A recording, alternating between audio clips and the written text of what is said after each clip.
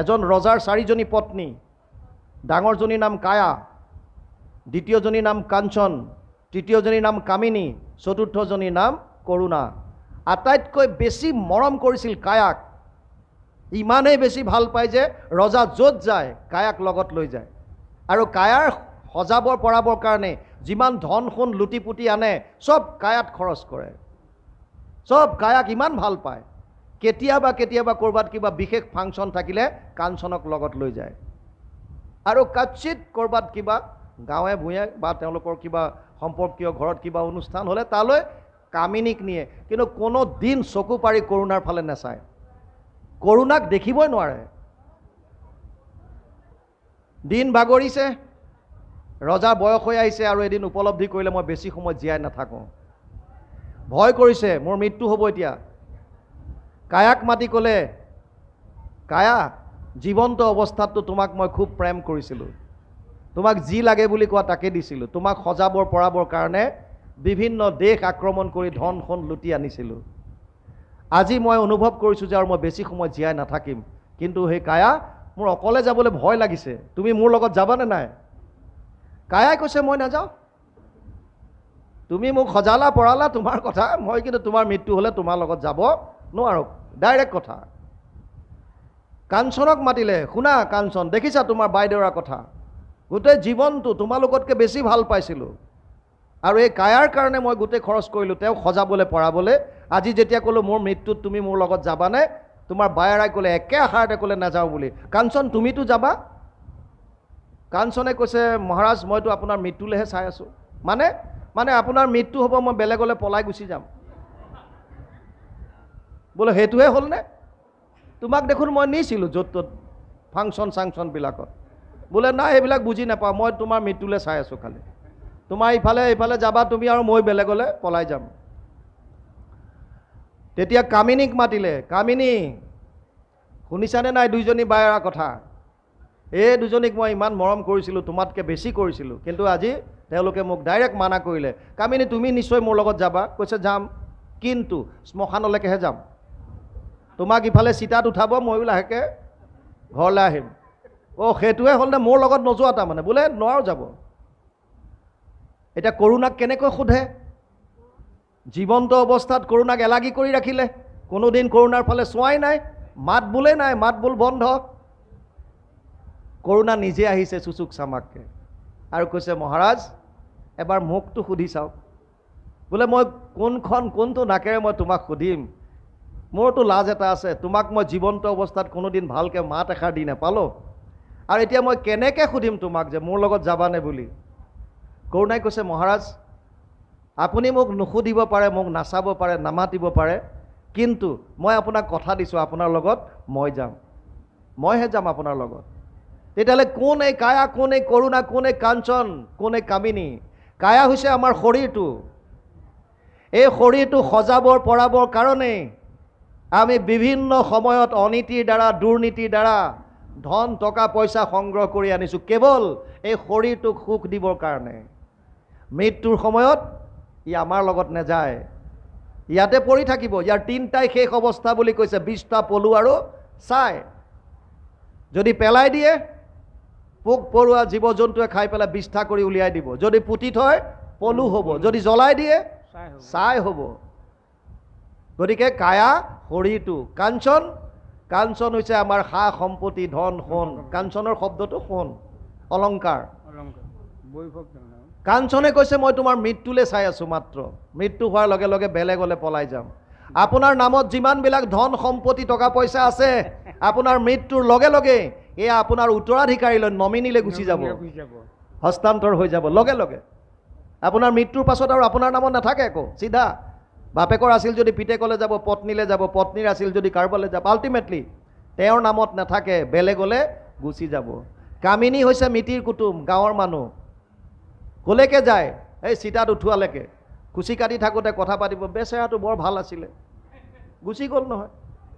আৰু ঘৰলৈ আহি ক'ব, হেৰা শুনিছানে, চাহত অকণ চেনি বেছিকৈ দিবা, আজি 3-4 ঘণ্টা হ'ল তাত থকা, একাপ চাহ খাবলৈ পোৱা নাই। চেছ, হয়তো দুখ তাতে খতম, চেছ। সেয়া দেখুৱাই পেলাই, মানুহক দেখুৱাই অকণমান ইচি চাচাজ কৰিলে চেছ। কোনো কাৰো লগত নোৱাৰে সংগ দিব। কৰুণা হৈছে পৰমাত্মা, ভগৱান। যাক জীৱন্ত অৱস্থাত আমাৰ দিবৰ কাৰণে সময় নাই, যাৰ কাৰণে অকণমান চিন্তা কৰিবলৈ আমাৰ সময় নাই। মৃত্যুৰ সময়ত যদি কোনোবা আপোনাৰ লগত আত্মাৰ লগত যাবলগীয়া আছে, এজন হৈছে কেৱল পৰমাত্মা। আপুনি জীৱন্ত, আপুনি জীৱ হিচাপে বিষ্ঠাৰ গৰ্তত গৈ কীট পতংগ নহওক কিয় পৰমাত্মা তাতো আপোনাৰ লগত থাকিব। আত্মাক কেতিয়াও নেৰা যদি কোনোবা আছে, এজন হৈছে ভগৱান কৃষ্ণ। কোনো মুহূৰ্তত ক'তো নেৰে। সমস্ত ভূতত ব্যাপী আছো মই হৰি, সবাকো মানিবা তুমি বিষ্ণু বুদ্ধি কৰি। সেইকাৰণে লিখিছে গুৰুজনাই, প্ৰতিটো প্ৰাণীত ভগৱান কৃষ্ণ বিৰাজমান হৈ আছে, আৰু সেই কৰোণাই আমাক মৃত্যুৰ সময়তো এৰি নিদিয়ে, আমাৰ লগত থাকে, আত্মাৰ লগত থাকে, য'ত যায় ত'ত যাব। গতিকে এইবিলাক দুখ সুখ ইত্যাদি এইবিলাকৰ চিন্তাত পৰি আমাৰ কোনো লাভ নাই। কাৰণ যেনেকৈ আমি দুখ নিবিচৰাকৈ দুখ আহিছে, সুখ নিবিচৰাকৈ সুখ আহিব। এইটোক লৈ পেলাই আকে লাগি যত্ন কৰিব নালাগে, বিচাৰি দেখিও মনে। ইয়ালৈকে গৈছে কৃষ্ণ। কেৱলেহে আয়ু ব্যৰ্থ হৈ মাত্ৰ পৰম দুখক পাৱে, সেহি মত শ্ৰম কৰিলে জানিবা একোৱে সুখ নাপাৱে। মুকুন্দ পদক যিটোজনে ভজে যেন মতে সুখী হয়, একোৱে উপায় সিমত কৰিয়া নহিকে সুখী নিশ্চয়। আমি সুখ পাবৰ কাৰণে সাংসাৰিক যিমানেই কৰ্ম নকৰোঁ কিয়, তাৰ পৰা যিটো আনন্দ আমাক লাগে সেইটো আনন্দ আমি নাপাওঁ।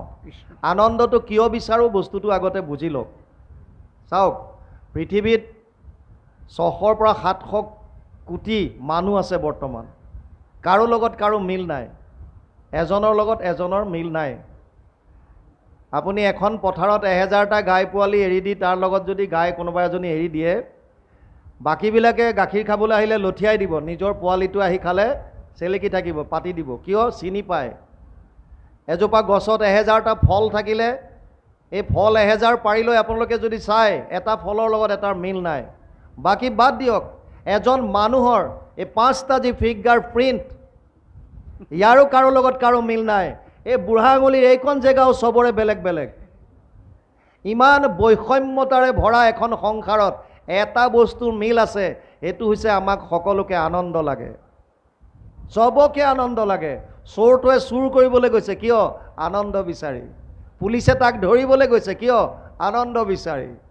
কোনোবা বাহিৰত চাকৰি কৰিবলৈ গৈছে কিয়? আনন্দ লাগে। যোনে যি কৰিছে, আপুনি খাইছে শুইছে বহিছে যিয়ে নকৰক কিয়, আপোনাৰ আল্টিমেটলি লক্ষ্য এটাই, আনন্দ লাগে। কিয় বিচাৰোঁ আনন্দ?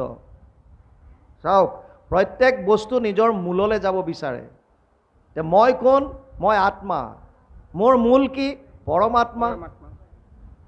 পৰমাত্মা কোন? পৰমানন্দ, সচ্চিদানন্দ, নিত্যানন্দ, সদানন্দ, আনন্দ স্বৰূপ। গতিকে আনন্দৰ অংশ হিচাপে আত্মাই সদায় আনন্দ বিচাৰি আছে। একেবাৰে চিধা ফৰ্মুলা। আত্মা ভগৱানৰ অংশ, অহম আত্মা। গতিকে ভগৱানে নিজেই কৈছে মোৰ অংশ বুলি, অহম আত্মা, মই আত্মা। ভগৱান হৈছে পৰমাত্মা বা পৰমানন্দ। পৰমানন্দৰ অংশ হিচাপে আত্মা ভগৱানৰ ওচৰলৈ যাব বিচাৰি আছে, মূললৈ যাব বিচাৰিছে। মূল হৈছে আনন্দ, সেইকাৰণে আমাক আনন্দ লাগে। কিন্তু মন মায়াৰ দ্বাৰা সৃষ্ট। মন বুদ্ধি 24 তত্ত্বৰ ভিতৰত আছে। 24 তত্ত্ব হৈছে মায়াৰ দ্বাৰা সৃষ্ট। মন বুদ্ধিয়ে গতিকে মায়াৰ মাজলৈ নিবলৈ বিচাৰি আছে। মানে মন বুদ্ধিয়ে কৈছে সুখটো পাবা সংসাৰত, আৰু আত্মাই কৈছে সেইটো সুখ আছে ভগৱানত। এইখন যুদ্ধ আমাৰ মাজত লাগি আছে। এই যুদ্ধখনেই হৈছে কৌৰৱ পাণ্ডৱৰ যুদ্ধ, এইখনে ৰাম ৰাৱণৰ যুদ্ধ, এইখনে অসুৰ দেৱতাৰ যুদ্ধ। বিভিন্ন ধৰণে ইয়াক বৰ্ণন কৰিছে। আল্টিমেটলি আমাক এটা পাৰ্টিয়ে কৈ আছে যে আনন্দটো আছে ধন টকা পইচা, ঘৰ দুৱাৰ, মাটি বাৰী, খোৱা বোৱা এইবিলাকত, আৰু আত্মাই কৈ আছে ইয়াত নাপাওঁ, আচল আনন্দ ভগৱানৰ ওচৰত। এজনে কৈছিলে বৰ সুন্দৰভাৱে, আমাৰ আত্মা আৰু পৰমাত্মাৰ স্থানটো এনেকুৱা। আত্মাই 5টা জ্ঞানেন্দ্ৰিয়ৰ সহায়ত সংসাৰৰ ফাললৈ মুখ কৰি আছে, আৰু পৰমাত্মা পিছফালে বহি গৈছে, হেৰ' এবাৰ মোৰ ফালে মাত্ৰ ঘূৰি দে, তই তোৰ কাম শেষ, এবাৰ মাত্ৰ তই মোৰ সন্মুখ হৈ যা। আমি দুখ কিয় পাইছোঁ? ঈশ্বৰৰ বিমুখ। ঈশ্বৰৰ বিমুখ কাৰণে আমি দুখ পাইছোঁ। যিদিনা আমি ঈশ্বৰৰ সন্মুখ হৈ যাম, তেতিয়া আমি সুখ পোৱা আৰম্ভ কৰি দিম, মানে আনন্দ পোৱা। প্ৰত্যেক বস্তু মূললৈ যাব বিচাৰি আছে। গতিকে মন বুদ্ধিয়ে কৈছে মোৰ মূল মায়াত আছে, সেইকাৰণে মায়াৰ ফালে টানি আছে। আত্মাই কৈছে মোৰ আনন্দ পৰমাত্মাত আছে, গতিকে ইয়ালৈ নিব বিচাৰিছে। এতিয়া এইখন ৰণত জিকিব কোন? এই যে যিখন যুদ্ধ চলি আছে, ইয়াত এতিয়া জিকিব কোন? যিজনক আপুনি খোৰাকি বেছিকৈ দিছে। আপুনি খাদ্য যাক দিব বলৱান সেইটো হ'ব। গতিকে মন বুদ্ধিৰ জেইচা মন এইচা মন, খাদ্য সম্ভাৰ যেনেকুৱা মুখেদি ধুচিছে, ইনজেকশ্যন ড্ৰাগছ লৈ যিবিলাক দিছে, সেইবিলাকে যিটো পাব মনলৈ গৈ আছে তাৰ। আৰু আত্মাৰ খোৰাকি হৈছে কেৱল শ্ৰৱণ কীৰ্তনৰ দ্বাৰা, সাধুৰ সংগৰ দ্বাৰা। চিধা ফৰ্মুলা। আপুনি আত্মাৰ ভোজনটো বঢ়াই দিয়ক। ভগৱানে কৈছিলে ভাই মুখ এখন দিছোঁ কমাই খাবা, কাণ দুখন দিছোঁ বেছিকৈ শ্ৰৱণ কৰিবা। আমি বুজিলোঁ যে ভাই কাণ দুখন আছে লাহে লাহে শুনিলেও হ'ব, মুখ এখন দিছে লগাতাৰ দি থাকা। ভগৱানে যিটো কৈছিল আমি উল্টাকৈ বুজিছোঁ। এজন শিক্ষকে ক্লাছত গৈ পেলাই মদটো যে বেয়া বুজাইছে, গিলাচ এটাত মদ লৈ পেলাই তাত এটা কেঁচু এটা এৰি দিছে, পোক এটা। কৈছে শুনা কি বুজিলা? মৰি গ'ল পোকটো। এটাই কৈছে ছাৰ মদ খাব লাগে, পেটত থকা পোক পলু চব মৰি যাব।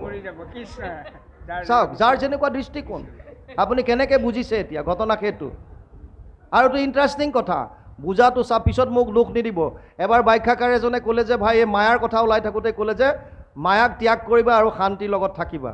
সি ঘৰত গৈ ঘৈণীয়েকক কৈছে আজিৰ পৰা তোৰ লগত কানেকশ্যন বন্ধ। ঘৈণীয়েকৰ নাম আছিল মায়া।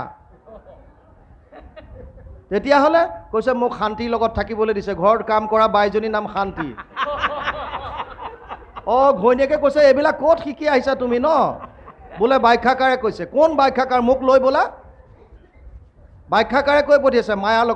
কৈছে আকৌ মই নিজে শুনিছোঁ, মায়াক ত্যাগ কৰা, তুমি শান্তিৰ লগত থাকিবা, গতিকে আজিৰ পৰা তোমাৰ লগত কানেকশ্যন বন্ধ।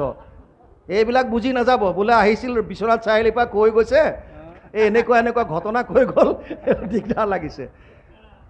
গতিকে যিটো শাস্ত্ৰত আছে শুদ্ধ মতে বুজি যাওক আৰু বুজি গৈ শুদ্ধ মতে কৰক। পিছত সেইজনী পত্নীয়ে ব্যাখ্যাকাৰৰ ওচৰত গৈ পেলাই সুধিছে কি আপুনি কোনজনী মায়াক এৰাৰ কথা কৈছে? এওঁ গৈ পেলাই মোক কৈছে তোমাৰ লগত আজিৰ পৰা কানেকশ্যন বন্ধ। বোলে কি? মই কেতিয়া ক'লোঁ? সি কৈছে কেলে আপুনি কোৱা নাই অথনি যে মায়াক ত্যাগ কৰিবা শান্তিৰ লগত থাকিবা? কৈছে তুমি কি বুজিলা? বোলে এওঁৰ নাম মায়া আৰু কাম কৰা মানুহজনীৰ নাম শান্তি, সেইকাৰণে এওঁক আজিৰ পৰা ত্যাগ কৰিম বুলি কৈছিলোঁ, শান্তিৰ লগত থাকিম বুলি। সেয়া ঘটনা। গতিকে আল্টিমেটলি যি কি নহওক, ইয়াত এতিয়া কৈছে যিটো সুখ পাবৰ কাৰণে যদি আমি নথকা জেগা এটাত কৰি আছোঁ, কেৱলে শ্ৰম হ'ব মাত্ৰ, কেৱলে শ্ৰম। আপোনাৰ যদি বাল্টি এটাত আপুনি পানী উঠাইছে, বাল্টিটোৰ যদি তল ছাইডটো নাই, তেতিয়া আপুনি উঠাই থাকক, কষ্ট কৰি থাকি কি হ'ব? পানীটো আপুনি উঠাই আছে কিন্তু তলফালে নাই একো। সেইকাৰণে কেৱলে সেই আয়ু ব্যৰ্থ হোৱে মাত্ৰ, পৰম দুখক পাৱে। সেইমতে শ্ৰম কৰিলে জানিবা একোৱে সুখ নাপাৱে। তাৰ বিপৰীতে মুকুন্দ পদক যিটোজনে ভজে, যেনমতে সুখী হয়, একোৱে উপায় সীমত কৰি নুহিকে সুখী নিশ্চয়। কেৱল মুকুন্দৰ পদত যিজনে ভজন কৰিলে, কেৱল কৃষ্ণৰ চৰণত যিজনে আশ্ৰয় ল'লে, সেইজনেহে পৰম আনন্দ লাভ কৰিব পাৰিব। তাৰ কাৰণে প্ৰহ্লাদে দৈত্য শিশুসকলক কৈছে তোমালোকৰ হাতত সময় বৰ কম। পুৰুষৰ আয়ু শতবৰিষ সাক্ষাৎ, তাহাৰ অৰ্ধেক যায় বিফলে নিদ্ৰাত। বিংশতি বৰিষ যায় বালক ক্ৰীড়াত, আৰু বিংশতি যায় জৰা অৱস্থাত। জীৱা অৱশেষ আয়ু থাকয় যুৱাত, সিও কামে ক্ৰোধে লোভে যায় অজ্ঞানত। 100 বছৰৰ আধাখিনি শুই থাকোঁতে যায়। ইয়াত লিখিছে পুৰুষৰ আয়ু শতেক বৎসৰ, অৰ্ধেক নিদ্ৰাত যায়। শুই থাকোঁতে যায়। হয়তো আপোনালোকে ভাবিব পাৰে দিনটোতো 12 ঘণ্টা মই শোৱা নাই, কিন্তু আপুনি আপোনাৰ মা দেউতাক সুধিলে গম পাব সৰু সন্তান এটাই কিমান শুৱে 24 ঘণ্টা। এটা সৰু জন্ম হোৱাৰ পাছত ই কিমান সময় শুৱে? অকণমান 1-2 মিনিটৰ কাৰণে চকুকেইটা খোলে আকৌ শুয়ে থাকে। সেইবিলাক আহি ওপৰৰ লেভেলত অলপ ফিটিং হৈ যায়, এভাৰেজ মিলি যায়। আকৌ বৃদ্ধ অৱস্থাত গ'লে আকৌ বিচনা।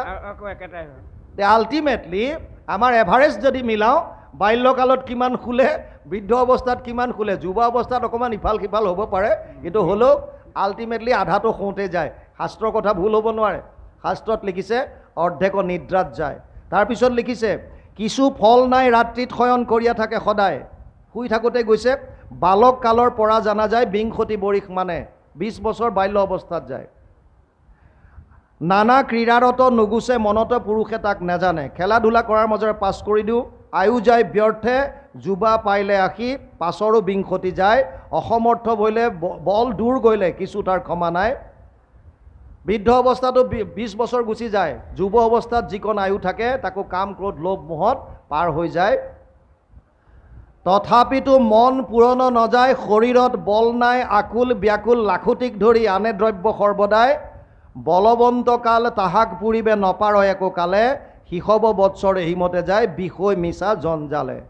যেতিয়া দাঁত নাইকিয়া হৈ যায় তথাপিও কয় যে জোল চাই অকণমান দিবি, ইভাগ চুবাব নোৱাৰো নাই কিন্তু জোল চাই অকণ দে। তাৰমানে তৃষ্ণাটো ল'বলৈ, সোৱাদটো ল'বলৈ তেতিয়াও ইচ্ছা আছে। আমাৰ গতি সেইটো। হাড়ডাল চুবাব নোৱাৰো বেলেগ কথা, অকণমান জোল চাই দে, খামেই তথাপিও নেৰো আমি। বৃদ্ধ হৈ যায়। নাৰদে এবাৰ ভগৱান কৃষ্ণক কৈছিল, হে প্ৰভু তোমাৰ এইবিলাক কি অন্যায়, এই যুৱ ল'ৰাবিলাকক মাৰি আছা তুমি, যিবিলাক অলৰচৰ বৃদ্ধ, যোনে নিজে একো কৰিব নোৱাৰে, বেলেগৰ ওপৰত ডিপেণ্ডেণ্ট হৈছে, সেইবিলাকক তুমি পেলাই থৈছা, এইবিলাক তোমাৰ অন্যায়। আৰু তুমি মিছাতে অৰ্জুনক কৈছা সমোহম সৰ্বভূতেষু নামে দৈশ্য অস্তি না প্ৰিয়। নৱম অধ্যায়ত কৈছে 29 নম্বৰ শ্লোকত যে মই সকলোৰে কাৰণে সমান, মোৰ কাৰণে কোনো বিশেষ প্ৰিয় নাই, কাৰো প্ৰতি মোৰ দৈশ্য ভাৱ নাই। আৰু যদি নাই তুমি এই ল'ৰাবিলাক উঠাইছা সংসাৰৰ পৰা আৰু বুঢ়াবিলাক চব এৰি আছা, কাৰণটো কি? ভগৱানে বুজি পালে যে হয় এওঁ গম পাইছোঁ অকণমান আছে মনত ক্ষোভ এটা, ক'লে যে এটা কাম কৰা, ৰথখন লৈ যোৱা, যিকেইজন তোমাৰ দৃষ্টিত আছে তুমিয়ে লৈ আহাগে। নাৰদে লৈ আহিল বৈকুণ্ঠৰ পৰা ৰথ, আৰু আহি দেখিলে এজন অলৰচৰ বুঢ়া আহি পেলাই চিধা ৰথ লৈ আহি পেলাই নামিলে। নাৰায়ণ নাৰায়ণ, বোলে হেৰা কোন তুমি? বোলে মই দেৱৰ্ষি নাৰদ। অ' দেউতা, ডাইৰেক্ট নিবলৈ আহিছোঁ, যিটো বস্তু বহুত বছৰ টপ কৰি নাপায়, বহু বছৰ ঈশ্বৰ চিন্তা কৰি নাপায়, ফ্ৰী অফ কষ্ট দি আছোঁ, ব'লক আপোনাক। ক'লে যাব লাগিব উপায়? বোলে বৈকুণ্ঠলৈ। আৰু গৈ কেতিয়া আহিম? বোলে গ'লে আৰু তাৰ পৰা ঘূৰি আহিব নোৱাৰে। ধেত, মোৰ কামে শেষ হোৱা নাই, হে এতিয়া নিবলৈ আহিছ তই? ল'ৰাটোৰ বিয়াই হোৱা নাই এতিয়ালৈকে। বোলে কেতিয়া হ'ব? ছোৱালী চাই আছোঁ, এবছৰমান লাগিব। তেতিয়া এবছৰৰ পিছত যাবনে? বোলে যাম, ল'ৰা বিয়া হ'লে আহিবি। নাৰদ গুচি গ'ল। এবছৰৰ পিছত আহিছে, বোলে ল'ৰা বিয়া হ'ল নহয়, এতিয়া ব'লক। কি কথা কৈছ তই? ল'ৰা বিয়া হৈছেহে, নাতিৰ মুখ দেখাই নাই, নাতিটো মুখখন চায়ে যাম আৰু। অঁ সেইটোৱে হ'ল। আকৌ নাতি হোৱাৰ পিছত আহিছে, দেউতা নাতি হ'ল নহয় এতিয়া। ঐ তই মোক নেৰা হ'লি যে, মোৰ যাবলৈ এতিয়াও মন নাই। নাতি হৈছেহে, তাৰ লগত খেলাই নাই, হাতী ঘোঁৰা খেলিবলৈ আছে, অকণমান ডাঙৰ হওক। নাৰদে বুজি পালে তৃষ্ণা শেষলৈকে শেষ নহয়। আমাৰ মনটো তেনেকুৱা।